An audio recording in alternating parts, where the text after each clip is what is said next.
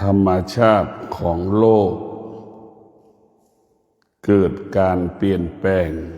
ตลอดเวลาธรรมชาติร่างกายของเราก็เกิดการเปลี่ยนแปลงตลอดเวลาธรรมชาติของจิตมันก็แปรสภาพเปลี่ยนแปลงตลอดเวลาไม่มีสิ่งใดที่อยู่กับเราไม่มีสิ่งใดเป็นของเราไม่มีสิ่งใดที่เราจะควบคุมมันได้ท่านทั้งหลายชีวิตของเราตกอยู่ภายใต้การเปลี่ยนแปลงอยู่ภายใต้อำนาจของการเปลี่ยนแปลงเมื่อเรารู้ว่าชีวิตเราอยู่ภายใต้การเปลี่ยนแปลงเราก็ต้องเข้าใจเข้าถึงคำว่าการเปลี่ยนแปลงพวกเราต้องเข้าใจว่าการเปลี่ยนแปลงมันเกิดขึ้นกับชีวิตเกิดขึ้นกับโลกเกิดขึ้นกับประเทศชาติของเราแม้กระทั่งคนแก่ห้ามไม่ให้เจ็บห้ามไม่ให้แก่ก็ห้ามไม่ได้เหมือนร่างกายมันไม่ได้เป็นของเราร่างกายของเราเป็นสิ่งที่ควบคุมไม่ในสิ่งสมมุติเฉยๆพ่อแม่ก็ไม่ได้เป็นของเราสามีภรรยาก็ไม่ได้เป็นของเราลูกก็ไม่ได้เป็นของเราสมมุติกันขึ้นมาไปติดเราก็ไปติดในสิ่งสมมุติสิ่งสมมุติทั้งหลายจึงพาให้เราทุกข์ใจกังวลใจไม่สบายใจตลอดกาลเวลาเราทั้งหลายพิจารณาเราพิจารณาดูสามีจะบังคับให้ภรรยาเป็นแบบนั้นอย่างนี้ก็บังคับไม่ได้ภรรยาจะบังคับสามีให้เป็นแบบนี้แบบนั้นก็ทำไม่ได้พ่อแม่บังคับลูกให้เป็นอย่างนั้นให้เป็นอย่างนี้ก็บังคับไม่ได้เราก็เห็นได้ว่าพ่อแม่สามีภรรยาลูกเป็นสิ่งที่ควบคุมไม่ได้เป็นสิ่งที่บังคับไม่ได้นี่มันเป็นธรรมชาติเป็นหลักของธรรมชาติเป็นพื้นฐานของธรรมชาติแต่พระพุทธเจ้าบอกสอนให้เรารู้เรื่องธรรมชาติให้เราอยู่เหนือธรรมชาติบอกสอนให้เรารู้เรื่องธรรมชาติแล้วก็บอกสอนให้เราอยู่เหนือมันอยู่เหนือสิ่งที่เรารู้ทั้งหมดเราต้องพิจารณาอะไรที่มันเป็นสิ่งสมมุติอะไรที่เป็นธรรมชาติเนี่ยถ้าเราเข้าไปยึดติดมันจะเป็นทุกข์ดังคนส่วนมากของโลกไปยึดติดซึ่งกันและกันได้แก่พ่อแม่ไปยึดติดในลูกก็กังวลใจไม่สบายใจทุกข์ใจสามีภรรยาไปยึดติดซึ่งกันและกันก็เป็นเหตุให้เกิดความทุกข์เป็นเหตุให้เกิดคำว่าไม่สบายกายไม่สบายใจจึงทำให้อยู่ไม่มีความสุขกินไม่มีความสุขนอนไม่มีความสุขตื่นไม่มีความสุขในพวกเราทั้งหลายยังมีหนุ่มสาวที่วันวาเลนไทน์ที่ผ่านมาเนี่ยหลายหนุ่มสาวหลายคนป่านนี้ยังไม่เข้าบ้านนี่แหละเป็นสิ่งที่ควบคุมไม่ได้พ่อแม่ก็เป็นทุกข์ก็มีครอบครัวหลายครอบครัวที่แต่งงานแล้วไม่ว่าหญิงว่าชายป่านนี้ไม่เข้าบ้านก็ยังมีอยู่เป็นทุกข์อยู่อันนี้แหละชีวิตเรามันควบคุมไม่ได้พวกเราทั้งหลายมนุษย์ทั้งหลายครอบครองสิ่งที่ควบคุมไม่ได้จึงเกิดคำว่าความทุกข์ครอบครองสิ่งที่ควบคุมไม่ได้ จึงทำให้เราเกิดความทุกข์จึงทำให้เรานั้นอยู่ไม่เป็นความสุขนอนไม่มีความสุขกินไม่มีความสุขเพราะเราไปอยู่กับสิ่งที่ควบคุมไม่ได้เห็นสามีภรรยาหลายคู่คืนที่ผ่านมาก็ดีเลยทำให้เกิดปัญหาเป็นปัญหาละไม่เข้าบ้านเนี่ยพวกเราต้องพิจารณาไม่เข้าบ้านเนี่ยเราต้องพิจารณาตลอดการเวลา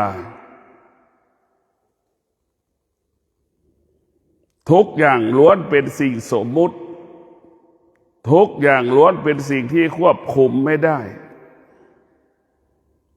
ให้เราเข้าใจถ้าเราเข้าใจหลักของธรรมชาติถ้าเราเข้าถึงหลักของธรรมชาติเนี่ย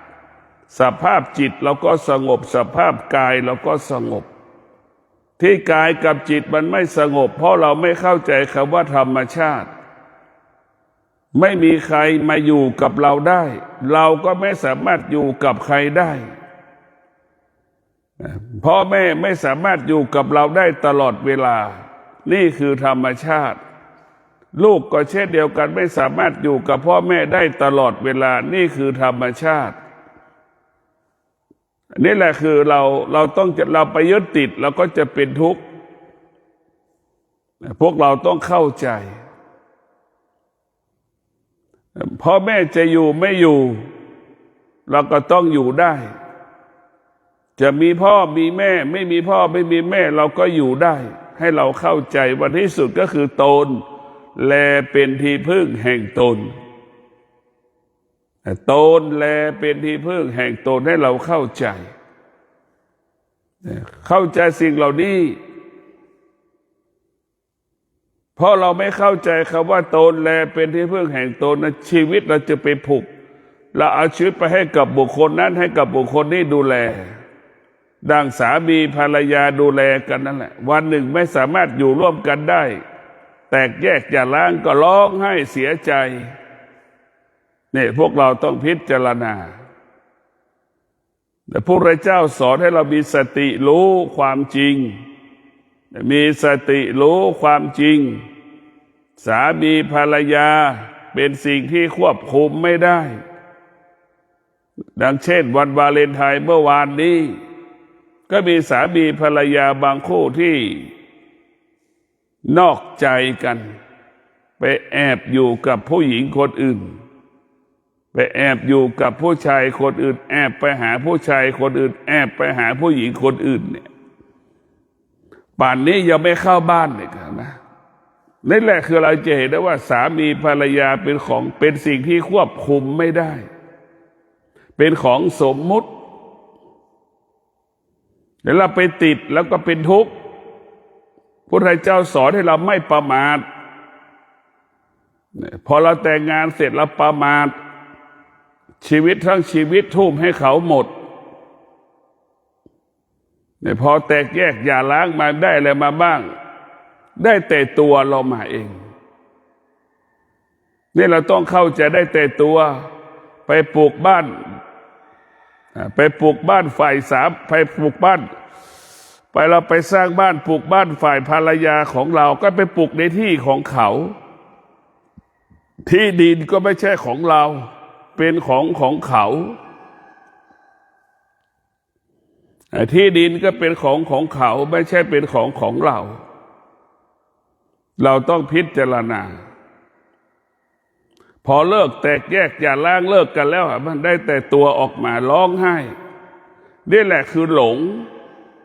ไปหลงในสิ่งสมมุติเป็นหลงสิ่งที่เขาหลอกเราเห็นไหมเราคิดว่าเขาหลอกเรานี่คือเราเข้าใจเช่นนั้นแต่ความจริงตัวเราต่างหากไปหลอกตัวเราเองเราไปมโนปรุงแต่งคิดแทนผู้เป็นสามีคิดแทนผู้เป็นภรรยาเราหลอกตนเองเขาไม่รู้แต่เรารู้คนเดียวเราเห็นไหมเราก็หลอกนั่นแหละคือไม่มีใครหลอกเรามีแต่เรานี่หลอกตัวเราเองแต่เราก็เข้าใจว่าเขาหลอกเราไม่มีใครมาหลอกเราได้ แต่ไม่มีใครมาหลอกเรามีแต่จิตเราจิตของเราเนี่ยนะมันหลอกตัวเราเองจิตเราเนี่ยนะไปหลงในตัวเขาเองไปหลงในสิ่งสมมุติบัญญัติไปติดหลงไหลในธรรมชาติไปติดในสิ่งที่ควบคุมไม่ได้อาการเหล่านี้มันจึงเป็นทุกข์ทั้งสิ้นวุ่นวายตลอดกาลเวลาในพวกเราต้องมีสติผู้ที่มีสติจะเข้าใจเข้าถึงความจริงเข้าใจเข้าถึงความจริงดังคำว่าการพัดภาคเป็นกฎของชีวิตชีวิตเราต้องพัดภาคจากการทุกวันทุกวันความแก่ก็พัดภาคความชีวิตเอาไปทุกวันทุกวันความเจ็บก็พัดภาคชีวิตเอาไปทุกวันทุกวันความเสื่อมมันก็พัดภาคชีวิตเราไปทุกวันทุกวันนี่เราเห็นความจริงเนี่ยการพัดภาคไม่ได้หมายความว่าต้องไม่ได้อยู่ร่วมกันสิ่งที่ความแก่นี่ก็คือการพัดภาคชนิดหนึ่งเห็นไหมความเจ็บก็คือการพัดภาคชนิดหนึ่งมันเป็นการพัดภาคชนิดหนึ่งไม่มีใครการพัดภาคเป็นกฎของชีวิตไม่มีใครเกิดมาแล้วจะอยู่กับสิ่งนี้จนเราตายมันไม่มีเราต้องเข้าใจเรื่องสมมติบัญญัติเราต้องเข้าใจว่าทุกอย่างมันเป็นสิ่งที่ควบคุมไม่ได้เราต้องเข้าใจคำว่าธรรมชาติมันเป็นเช่นนี้เราต้องเข้าใจธรรมชาติของจิตจิตมันก็เกิดอาการสำแดงอาการคิดเองเองท้ายสุดมันจิตมันก็หลอกจิตจิตมันก็หลอกกายแม้พวกเราทั้งหลายจิตของเราเนี่ยมันหลอกกายจิตเราเหมือนช่างแกะสลักคิดเองเองแม้เราร่างกายของเราก็เปรียบเสมือนไม้ทอดนั่นแหละที่ช่างแกะสลักเอาไม้มาแกะสลักเรารู้ได้เฉพาะของเราว่าเราจะแกะไม้ลูกสลักไม้ทอดไม้เป็นรูปอะไรนั่นแล้วเช่นเดียวกันเราคิดแทนสามีคิดแทนภรรยานั่นแหละคิดแทนลูกนั่นแหละคนอื่นเขาไม่รู้แต่เราไปคิดแทนเขา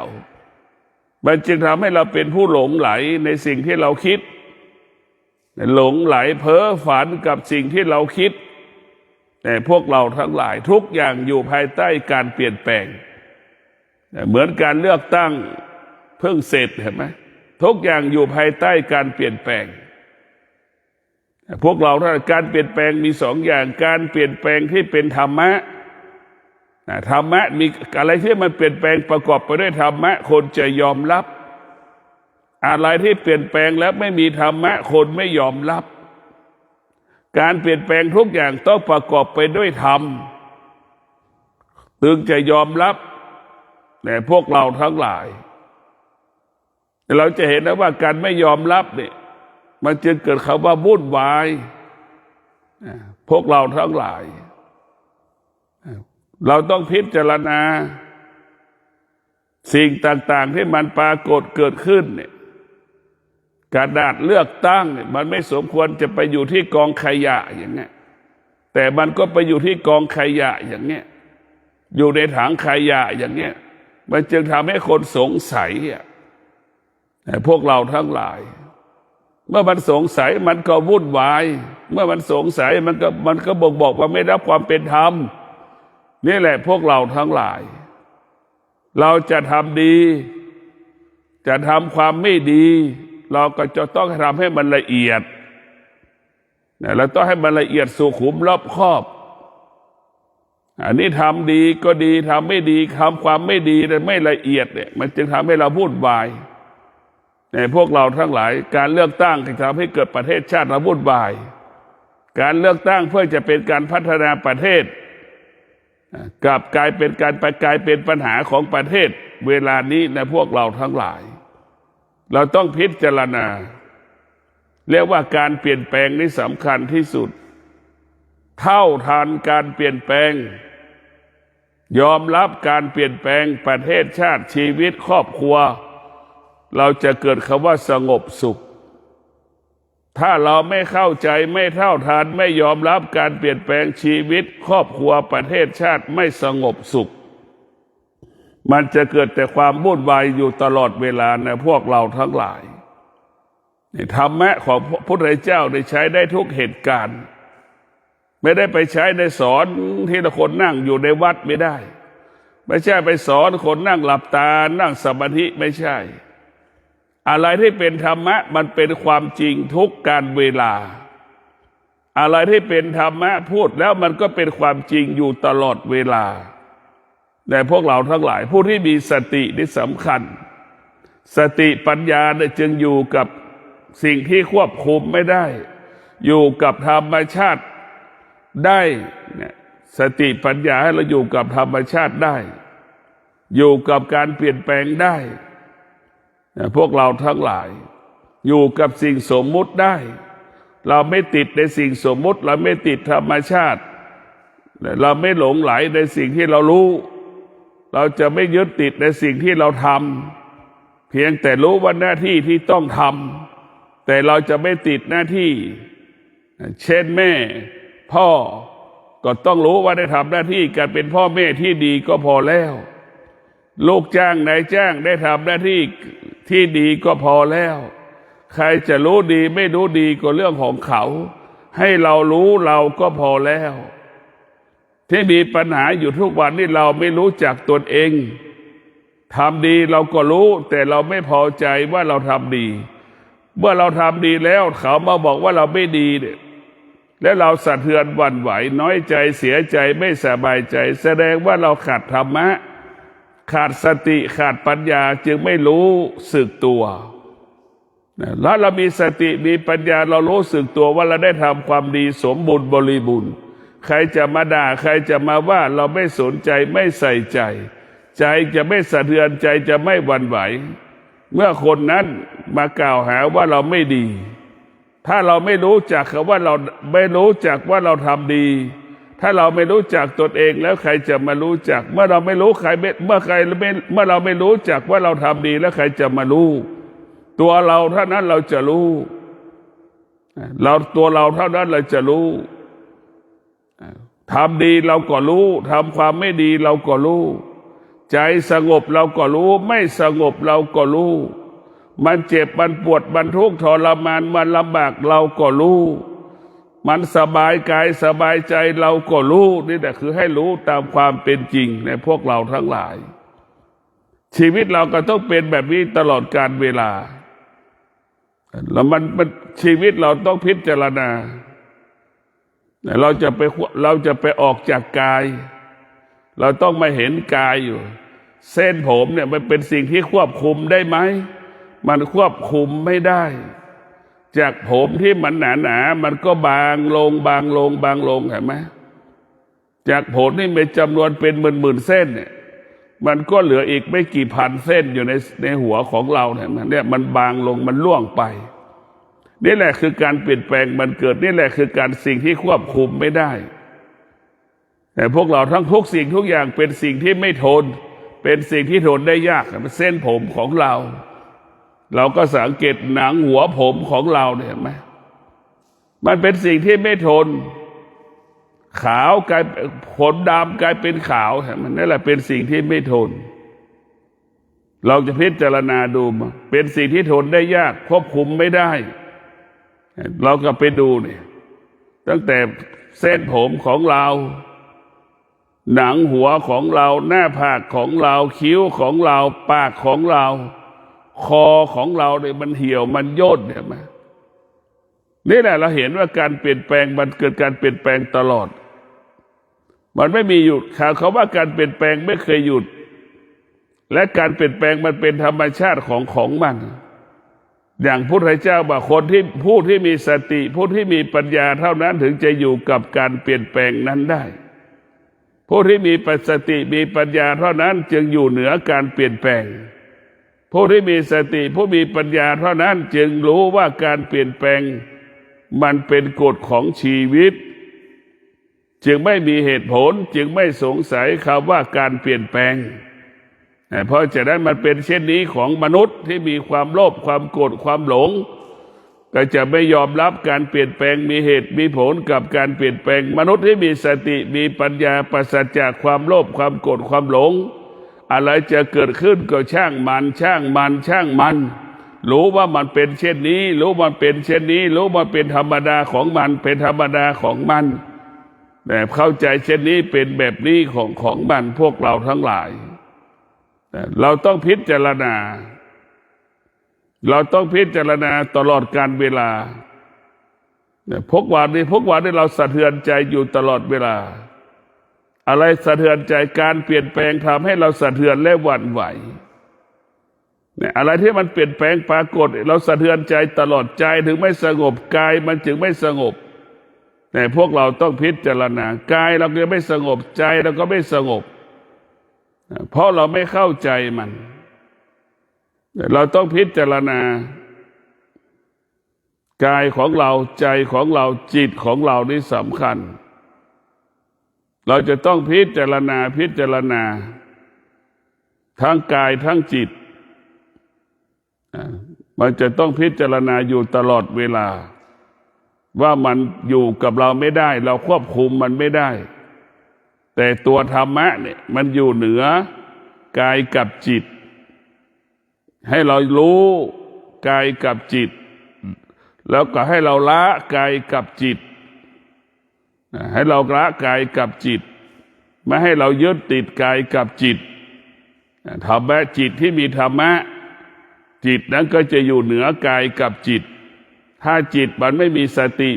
ไม่มีปัญญามันก็ไปติดในกายในติดในจิต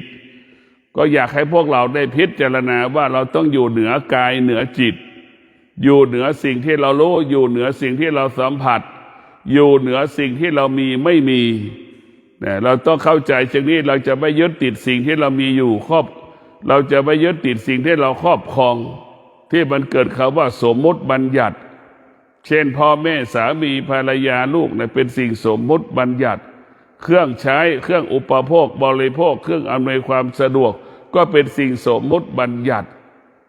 สตางค์ที่เราใช้ก็เป็นสิ่งสมมุติบัญญัติพวกเราทั้งหลายมันไม่ได้เป็นของนอกกายทั้งหมดทุกสิ่งทุกอย่างเรียกว่ามันเป็นของนอกกายสิ่งที่อยู่ในกายก็คือธรรมะ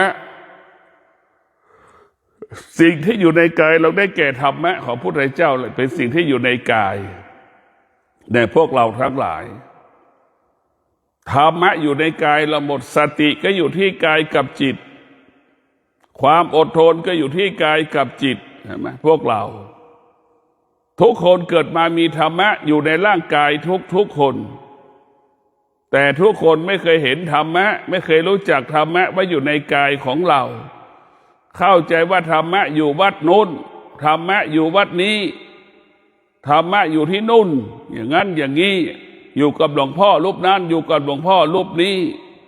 นี่แหละพวกเราทั้งหลายจิตเราไม่ขาดสติขาดปัญญาจึงเห็นสิ่งนอกกายเป็นสิ่งสำคัญเมื่อเรามีจิตเรามีสติมีปัญญาเราจะเห็นกายของเราเห็นจิตของเราเนี่ยแหละเป็นสิ่งสำคัญเราจะรู้ธรรมก็อยู่ที่จิตกับกายเราจะเข้าถึงธรรมก็อยู่ที่จิตกับกายของเรานี่แหละพวกเราทั้งหลายจิตกับกายนั้นเป็นเรื่องใหญ่ที่สุดเราจะต้องพิจารณาเช่นแผ่นหนังของเรานี่ผิวหนังของเรานี่แหละมันฆ่าคนตายมาทุกวันเพราะผิวหนังทำให้คนเกิดกิเลสอยู่ที่ผิวหนังนี่แหละแต่พวกเราทั้งหลายต้องพิจารณาผิวหนังนี่ทำให้คนตายทุกวันเพราะคนไปหลงผิวหนังถ้าผิวหนังของเรานี่เหมือนผิวหนังของเราไปเปรียบเสมือนผิวหนังคนที่ถูกไฟครอบนี่น้ำร้อนลวกนะเราจะดูไหมเราก็จะไม่ดูเราจะรังเกียจใช่ไหมเพราะฉะนั้นเราหลงผิวหนังกันนี่แหละมันปกปิดบังความจริง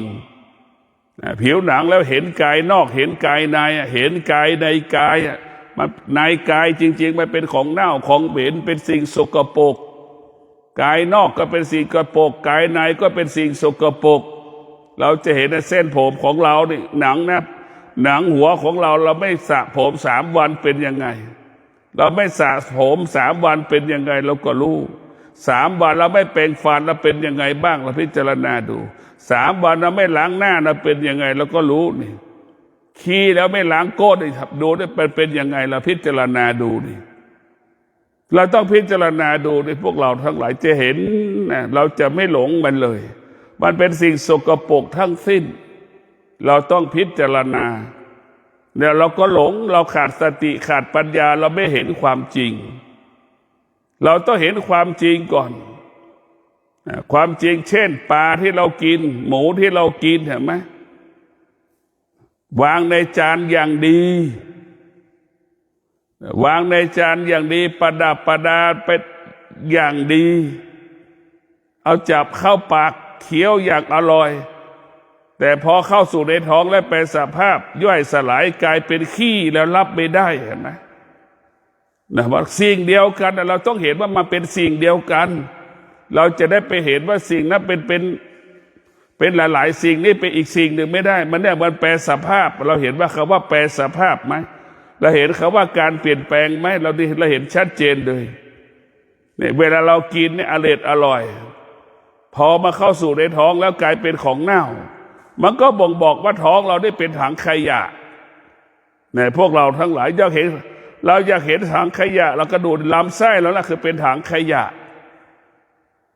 เรากินของสิ่งที่ไม่ดีไปลำไส้เราถึงเป็นโรคมะเร็งเพราะอย่างนี้แหละลำไส้เราจะเป็นที่บรรจุของเชื้อโรคทั้งหลายอยู่ที่ลำไส้หมดเพราะมันเป็นถังขยะนี่แหละพวกเราทั้งหลายเวลาออกกลายเป็นขี้แล้วรับไม่ได้รังเกียจขี้เห็นไหมแต่พวกเราทั้งหลายนึกดูตอนที่กินนี่มีความรู้สึกอีกอย่างพอมันแปลสภาพแล้วออกก้นเรานี่ก็อีกอย่างจิตแล้วเป็นอีกอย่างเห็นไหมเป็นที่รังเกียจมันก็เหมือนคนเกลียดทุกข์หลงสุขอย่างเดียวกันนั่นแหละแต่พวกเราทั้งหลายต้องพิจารณา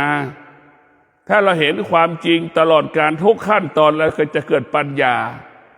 จากหมูจากไก่ปลายกายสภาพแปรสภาพเห็นไหมกลายเป็นของเน่านี่เราก็เห็นได้หรือเรากินแล้วกลายเป็นสภาพสิ่งต่างๆที่เราเรียกว่าอุจจาระนั่นแหละขี้นั่นแหละมันย่อยสลายกลายเป็นขี้พอคำว่าขี้ทุกคนไม่อยากจะฟังคนไหนพูดคำว่าขี้เนี่ยรังเกียจเขาเนี่ยแต่จริงความจริงคนรับไม่ได้นะพวกเราทั้งหลายที่มันเป็นปัญหาอยู่ทุกวันคือเรารับความจริงไม่ได้เขาพูดความจริงก็รับไม่ได้นี่คือปัญหาหาว่าคำไม่สุภาพอย่างนี้แล้วพวกเราทั้งหลายขี้ก็คือขี้แต่พวกเราต้องฟังพิจารณาดูเราก็ต้องรับดูขี้ทั้งหลายมันก็เกิดจากไหนเกิดจากเรากินน่ะเรากินมาเองนี่เห็นไหมเรากินเองเรากินหมูเรากินไก่กินผักสารพัดที่เรากินน่ะมันก็กลายเป็นขี้ก็เป็นสิ่งสมมุติไก่ก็เป็นสิ่งสมมุติเห็นไหมพวกเราทั้งหลายหมูก็เป็นสิ่งสมมุติเนี่ยเราก็ไปติดไปกีดไปรังเกียจสิ่งสมมุติอีกเห็นไหมอันนี้แหละพวกเราไม่เข้าใจความเป็นจริงเราต้องเห็นความจริงตั้งแต่เลขหนึ่งเห็นความจริงตั้งแต่เลขหนึ่งจนถึงความจริงเลขสุดท้าย100อย่างเงี้ยเราก็ดูเลขหนึ่งก็เปรียบเสมือนเม็ดเห็นไหมเม็ดมะขามอย่างเงี้ยเม็ดมะม่วงอย่างเงี้ยเราก็ต้องเห็นเลขหนึ่งคือเลขเม็ดมะม่วงจากเม็ดมะม่วงก็กลายเป็นต้นมะม่วงจากต้นมะม่วงก็กลายเป็นกิ่งมะม่วงหนุ่มๆกลายเป็นมะม่วงที่กำลังแก่ออกดอกจากออกดอกแล้วก็ออกลูกอย่างนี้เราเห็นกระบวนการออกดอกออกลูกโตลูกเล็กลูกแก่ลูกมันสุกผลมะม่วงมันสุกอย่างนี้เราเห็นจนถึงที่สุดมันสุกมากๆมันก็เน่าสุกมากๆแล้วมันก็ร่วงแล้วมันก็เน่าเสร็จแล้วมันก็แห้งพอฤดูฝนตกมันได้รับความชื้นจากน้ำฝนมันก็ออกเป็นต้นมะม่วงใหม่เนี่ยเราเห็นความจริงทุกขั้นตอนอย่างนี้เราเห็นความจริงเมื่อเราเห็นความจริงเหล่านี้มันเป็นสิ่งที่ควบคุมไม่ได้มันเปลี่ยนแปลงอยู่ตลอดเวลาแต่พวกเราต้องเข้าใจ เหมือนเราเข้าใจว่าวันนั้นเราเป็นทารกแรกเกิดเราก็เข้าใจแล้วพอถึงอายุ80-90เนี่ยเราก็ไปสู่สภาพทารกแรกเกิดเหมือนกันเข้าไปสู่สภาพเดิมเหมือนกันหมดเกิดมาเช่นไรเราก็เป็นเช่นนั้นแหละไปสู่สภาพเดิมคน90เห็นไหมเอาตัวเองไม่รอดเลยนอนอยู่บนเตียงนั่นน่ะจะกินก็เอาคนเข้ามาตักข้าวใส่ปากให้เรากินเนี่ยแม่พวกเราทั้งหลายแต่มันไม่รู้สึกอร่อยก็ไม่รู้สึกใช่ไหมเหมือนเด็กทารกแรกเกิดอร่อยก็ไม่รู้สึกแต่กินเท่านั้นแหละอะไรใส่ปากก็กินหมดนี่เราต้องพิจารณาเห็นความจริงทุกขั้นตอนเราถึงจะเกิดปัญญาเนี่ยเราเห็นความไม่เป็นจริงแล้วเราปฏิเสธความจริงเนี่ยมันก็ไม่เกิดปัญญาเนี่ยเราเห็นได้ว่าเวลาหมูไก่อยู่ในจานโอ้ยพอมันเป็นสภาพเป็นขี้แล้วจบเลยแต่พวกเราทั้งหลายนี่แหละคือเราเห็นความไม่เป็นจริงจึงเกิดคำว่ารังเกียจแต่พวกเราทั้งหลายต้องพิจารณาสตินี่สำคัญที่สุดผู้ที่มีสติเนี่ยจะเห็นความจริงรู้ความจริงอยู่ตลอดเวลาดังที่บอกว่าสติจะอยู่กับความเป็นจริงส่วนจิตนั้นแปรสภาพตลอดการเวลาจิตมันแปรสภาพอยู่กับความไม่เป็นจริงถ้าเราอยู่อาศัยจิตที่ไม่ได้รับการฝึกฝนจิตนั้นก็จะแปรสภาพไม่มีวันจบสิ้นไม่มีที่สิ้นสุดแต่พวกเราทั้งหลายไม่มีวันจบสิ้นไม่มีที่สิ้นสุดจึงฝากให้พวกเราได้พิจารณาหลักธรรมคำสอนของพระพุทธเจ้าล้วนเป็นความจริงทุกประการล้วนเป็นความจริงตลอดการเวลาเราต้องพิจารณาถ้าเรามีสติเราก็จะหาทรัพย์ได้ง่ายอย่างนี้รักษาทรัพย์ได้เป็นใช้ทรัพย์เกิดประโยชน์อย่างนี้พวกเราทั้งหลายเรามีสติเมื่อเรามีสติเนี่ยทุกอย่างสติจะเป็นผู้รักษากายของเราจิตของเราคนที่ขาดสติก็ไม่มีใครดูแลจิตของเราไม่มีใครดูแลกายของเรากายของเรามันก็ไปหลงจิตของเรามันก็หลงไม่มีวันจบสิ้นดังคนจำนวนมากแต่พวกเราทั้งหลายเราต้องพิจารณาเราจะเห็นว่าคนทั่วโลกเนี่ยเข้าไม่ถึงความจริงเข้าใจว่าความสุขอยู่ประเทศไทยก็พากันหลงไหลมาประเทศไทยเห็นไหมคนในประเทศไทยเข้าใจว่าความสุขอยู่ที่อเมริกาก็พากันไปอเมริกาเห็นไหมฝรั่งเศสเข้าใจว่าความสุขอยู่ที่เมืองเชียงใหม่ก็พากันมาเชียงใหม่เห็นไหมคนเชียงใหม่เข้าใจว่าความสุขอยู่ที่เนเธอร์แลนด์ก็พากันไปเนเธอร์แลนด์อย่างเงี้ยนี่แหละผมเข้าใจพวกเราทั้งหลายที่ไหนโลกนี้ไม่มีสุขมันไม่มีที่ไหนโลกไปนี้ไม่มีทุกข์มันก็ไม่มีให้เราเห็นความจริงว่าเราเป็นเช่นไรคนอื่นก็เป็นเช่นนั้นเหมือนกันเบื้องต้นมนุษย์เกิดมาเสมอเหมือนกันหมดนอกจากมนุษย์ที่ฝึกฝนจิตอบรมจิตเท่านั้นมนุษย์ถึงจะแตกต่างจากบุคคลอื่นๆอย่างทหารตำรวจเป็นคนที่ฝึกฝนอบรมจิตอบรมกายเนี่ยฝึกมาเพื่อให้อบรมฝึกเพื่อให้อดทนอบรมอย่างเดียวเนี่ยมันจึงเป็นผู้อดทนต่อสภาพเหตุการณ์ต่างๆสามารถควบคุมเหตุการณ์ต่างๆได้ดังทหารไทยเราอดทนต่อทหารเขมรเข้ามายั่วยุอย่างเงี้ยทหารไทยก็อดทนนี่แหละอดทนตลอดเวลานะพวกเราทั้งหลายเราต้องมีสติพิจารณาอดทนนี่สำคัญที่สุดเราฝึกให้กายอดทนให้จิตอดทนมันจึงเกิดคำว่าสำเร็จทุกเรื่องทุกอย่างนะโคตรธรรมะเนี่ยที่มาอยู่ในร่างกายของเราเนี่ยเราต้องให้จิตเรานี่ให้เราอยู่เหนือ จิตเราต้องฝึกให้มันเป็นจิตผู้รู้มาทำให้เราแตกต่างกันตรงนี้จิตของผู้รู้รู้อะไรรู้เรื่องธรรมชาติรู้เรื่องธรรมะรู้สองอย่างจิตที่เราไม่ได้ฝึกรู้แต่เรื่องธรรมชาติจิตที่ฝึกฝนอบรมรู้เรื่องธรรมะรู้เรื่องธรรมชาติเพราะฉะนั้นจิตที่มีธรรมะจิตที่มีสติจิตที่มีปัญญาจึงอยู่เหนือธรรมชาติอยู่กับธรรมชาติได้อยู่กับธรรมชาติได้อยู่เหนือธรรมชาตินี่คือสองอย่างนี่แหละคือเราจะอยู่เหนือคนได้ก็เพราะเรามีธรรมะนี่มีสติมีปัญญาเนี่ยเราจะอยู่เหนือคนเราจะแตกต่างจากคนก็เพราะเรามีการฝึกจิตอบรมจิตของเรานี่แหละส่วนมากมาเกิดมามันไม่ได้อบรมจิตมันไม่ได้อบรมกายมันจะมีความอยากผู้ที่ฝึกจิตก็มีความอยากอยู่แต่สามารถหยุดยั้งความอยากนั้นได้คนที่ไม่ได้ฝึกจิตหยุดยั้งความอยากไม่ได้หยุดยั้งความโลภไม่ได้ความโกรธไม่ได้ความหลงไม่ได้ก็เหมือนผู้ชายที่มีครอบครัวแล้วป่านนี้ยังไม่เข้าบ้านในวันวาเลนไทน์เห็นไหมไปติดสาวไปติดผู้หญิงเห็นไหมนี่หลงนี่แหละพวกเราทั้งหลายจิตที่มาได้ฝึกมันจะหลงแล้วมันก็ลืมว่าเรามีครอบครัวอยู่ก็ไปหลงผู้หญิงคนอื่นเนี่ย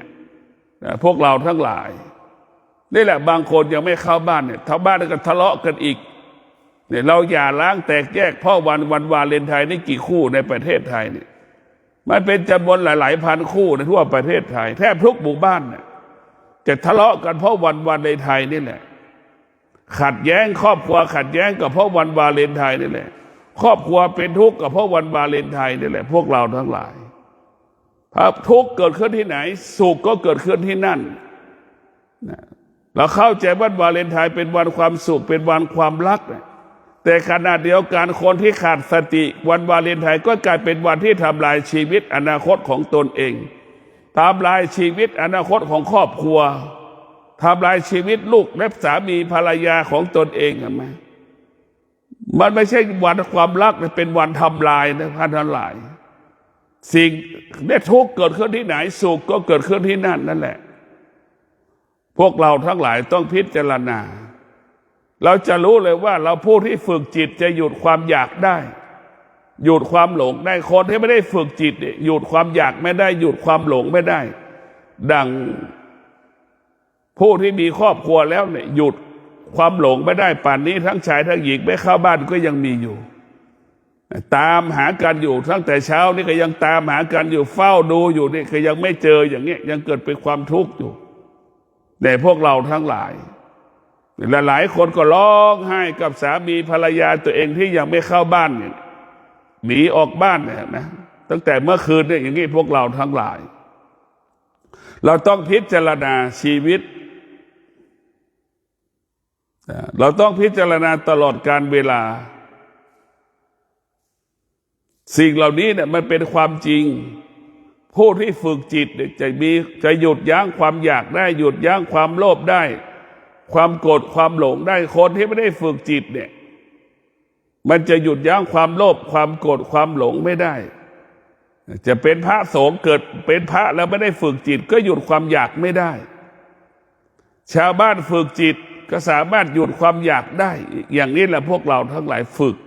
มาอยู่ที่เราฝึกนั่นแหละเรียกว่าคนที่เป็นคนที่มีธรรมะนี่แหละคนที่เป็นคนเราจะเป็นคนแตกต่างจากคนก็เพราะเรามีสติปัญญาและมีความอดทนนี่แหละพวกเราทั้งหลายเราอยู่เหนือคนเพราะเรามีสติมีปัญญา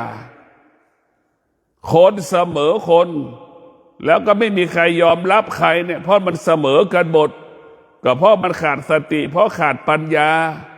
มันขาดการพัฒนามันเกิดมาก็เหมือนเดิมมันไม่เกิดการพัฒนามันก็เหมือนเดิมเหมือนควายเหมือนเดิมทุกอย่างถ้าเราเกิดการพัฒนาแล้วเราก็จะอยู่เหนือคนอยู่เหนือคนเราจะไม่เสมอคนเราจะอยู่เหนือคนอย่างพระพุทธเจ้าก็เป็นมนุษย์พระพุทธเจ้าอยู่เหนือมนุษย์ทั้งโลก มนุษย์ทั้งโลกยอมรับพระพุทธเจ้าเห็นไหมพระพวกเราทั้งหลายต้องพิจารณาดูเราจะสังเกตในพระธุดงค์ในอเมริกา19 รูปเห็นไหมทำให้คนอเมริกาสะเทือนและหวั่นไหวเห็นไหมทำไมคนอเมริกาไปต้อนรับพระสงฆ์19 รูปล่ะพระสงฆ์เหล่านั้นก็คือมนุษย์อย่างพวกเราเนี่ยแต่พระสงฆ์เหล่านั้นมีธรรมะคือมีความอดทนพระสงฆ์เหล่านั้นมีสติมีปัญญาพยายามสื่อสารให้โลกใบนี้เกิดความสงบสุขสันติสุขสันติภาพแค่นั้นแหละพวกเราไม่มีอะไรสักอย่างนั่นแหละที่เราไปต้อนรับเขาที่คนอเมริกาไปต้อนรับพระสงฆ์คือต้อนรับธรรมต้อนรับความจริงนะต้อนรับความจริงแค่นั้นแหละพวกเราทั้งหลายไม่ได้ไปต้อนรับเพราะมันเป็นพระสงฆ์ไม่ใช่พระสงฆ์ก็คือคนนี่ชาวบ้านก็คือคนที่เราต้อนรับกันเพราะคนนั้นมีธรรมดังสามีซื่อสัตย์ต่อภรรยาเนี่ยภรรยาก็ต้อนรับสามีตลอดการเวลาถ้าวันไหนสามีไม่ซื่อสัตย์ภรรยาก็ไม่ต้อนรับนี่แหละคือเป็นเรื่องง่ายๆพิจารณาดูนะภาษาภรรยาไม่ซื่อสัตย์ต่อสามีสามีก็ไม่ต้อนรับภรรยาที่เราต้อนรับกันทุกวันคือธรรมะเราไม่ต้อนรับคนนั้นสวยคนนั้นงามไม่ใช่เราต้อนรับคนเราไปมาหาสู่คนคนนั้นมีธรรมนี่แหละพวกเราทั้งหลายถ้าเขาไม่มีธรรมะเราจะไม่ไปมาหาสู่เขาถ้าเขาไม่มีธรรมะเราจะไม่ต้อนรับเขานี่แหละไม่มีเรื่องง่ายๆพวกเราทั้งหลายมันไม่ใช่เรื่องยากเราต้อนรับทุกสิ่งทุกอย่างธรรมเท่านั้นอะไรที่ไม่เป็นธรรมอะไรไม่ใช่ธรรมเราจะไม่ต้อนรับเลยมันจะมีตาจะเป็นพระสงฆ์องค์ข้าเจ้ามันไม่มีใครต้อนรับหรอกพวกเราทั้งหลายแม่เราขี้เหล้าลูกยังไม่ต้อนรับแม่เลยนะแม่พวกเราทั้งหลายเวลาแม่เจ็บป่วยลูกผมพยายามหลบหลีกหนีกลัวแม่จะโทรมาหาพาแม่ไปหาหมอเห็นไหมมันไม่พร้อมที่จะต้อนรับพวกเราทั้งหลายคนที่ไม่มีธรรมนี่แม่ไม่มีธรรมะลูกไม่พร้อมที่จะต้อนรับเช่นแม่ขี้เหล้าพ่อขี้เหล้าอย่างเงี้ยเวลาเจ็บป่วยลูกก็ไม่อยากจะเอาพ่อแม่ไปหาหมอรู้ว่าหายเจ็บหายป่วยแต่พ่อแม่ก็ไปดื่มเหล้าต่อเห็นไหมนี่แหละคือสิ่งสำคัญตรงกันข้ามพ่อแม่มีธรรมะรักษาศีลจนชนะใจลูกทำความดีชนะใจลูกเห็นไหมเวลาพ่อแม่เจ็บป่วยลูกกระโดดวิ่งมาหาไม่ต้องบอกไม่ต้องขอนี่แหละเราต้อนรับธรรมนี่แหละธรรมคุ้มครองธรรมส่งเสริมธรรมแด่พวกเราทั้งหลายพ่อแม่มีธรรมะลูกเลยจะรีบพาพ่อแม่ไปหาหมอพ่อแม่จนไม่อยากไปหาหมอลูกก็อยากจะพาแม่ไปหาหมอปาเลาะแม่ไปหาหมอเกี่ยวกล่อมลูกพ่อแม่ให้แม่ไปหาหมอเห็นไหมนี่แหละคือธรรมะพวกเราทั้งหลายธรรมมันคุ้มครองคนที่มีธรรมะในธรรมย่อมคุ้มครองคนที่ปฏิบัติธรรมเราต้อนรับกันคือต้อนรับธรรมเนี่ยเราไม่ต้อนรับคนเราต้อนรับหลวงปู่มั่นเพราะหลวงปู่มั่นมีธรรมเราต้อนรับพระพุทธเจ้าเพราะพระพุทธเจ้ามีธรรมเราต้อนรับพระภิกษุสงฆ์รูปใดรูปหนึ่งก็เพราะธรรมถ้าท่านไม่มีธรรมเราคงไม่ต้อนรับท่านหรอกนี่แหละพวกเราทั้งหลายธรรมะนี่แหละทำให้เราต้อนรับกันพ่อแม่สามีภรรยานี่อยู่ด้วยกันด้วยธรรมถ้าไม่มีธรรมอยู่ด้วยกันไม่ได้แต่เราก็ไม่เห็นธรรมธรรมก็คือซื่อสัตย์นั่นแหละคือธรรมธรรมะก็คืออดทนธรรมะก็คือวิริยะภาคเพียรเมื่อคนทุกคนมีสิ่งเหล่านี้นี่แหละจึงเกิดว่าธรรมธรรมะก็คือความอดทนวิริยะภาคเพียรลูกก็มีความอดทนวิริยะภาคเพียรพ่อแม่มีวิริยะภาคเพียรมีความอดทนนี่แหละธรรมะมันจึงเกิดขึ้นได้คือเกิดความสุขเกิดความสงบสุขเกิดสันติภาพได้ก็ขอให้ท่านทั้งหลายมีสติพิจารณาว่าชีวิตของเราเป็นธรรมชาติเราฝึกฝนจิตให้เราอยู่เหนือธรรมชาติให้เรารู้อย่างนี้ร่างกายของเราเป็นสิ่งที่ควบคุมไม่ได้พ่อแม่สามีภรรยาลูกก็เป็นสิ่งที่ควบคุมไม่ได้วัตถุสิ่งของที่เราครอบครองเป็นสิ่งที่ควบคุมไม่ได้ให้เราเข้าใจทุกสิ่งทุกอย่างเป็นสิ่งที่ควบคุมไม่ได้เมื่อเรารู้ สิ่งทั้งหลายเมื่อเรารู้สิ่งมีชีวิต เมื่อเรารู้สิ่งไม่มีชีวิตมันเปลี่ยนแปลงและแปรสภาพที่เราเรียกว่ามันเป็นสิ่งที่ไม่เที่ยงเราก็อยู่เหนือสิ่งที่ไม่เที่ยงเราก็ไม่ต้องไปยึดติดสิ่งที่มันไม่เที่ยงเราก็ไม่ต้องไปควบคุมสิ่งที่มันไม่เที่ยงเราก็ละปล่อยวางสิ่งที่มันไม่เที่ยงกายกับจิตเบาสบายขอเจริญพร